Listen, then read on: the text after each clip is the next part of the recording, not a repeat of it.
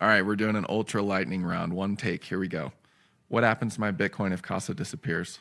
Nothing. You'll use sovereign recovery When I use a Casa vault, where's the Bitcoin? on the blockchain like it always has been. How does the seed phrase relate to the different keys in my wallet? It's a backup of your key, not your wallet. What happens if one of my keys is lost or broken? Do a key rotation. Our advisory team can help.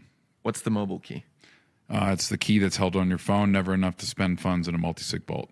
How does my spouse access my Bitcoin? Through our new inheritance protocol, you'll share the mobile key with them and hardware. Get help from our team. We're here. Which hardware wallet should I use with my Casa vault? Is there one that's best? Combination of many is best. How do I utilize the Casa recovery key?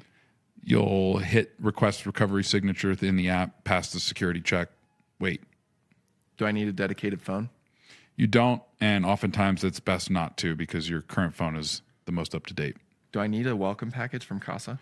No, but it makes it very easy and highly confident that you're set up for success. Is Casa open source?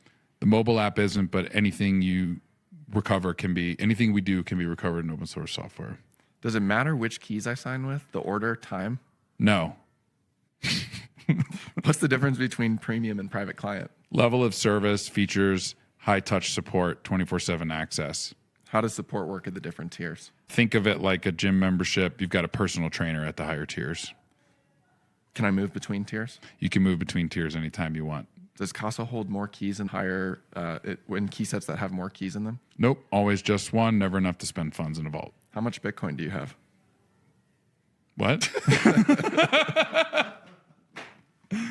All right, we're good.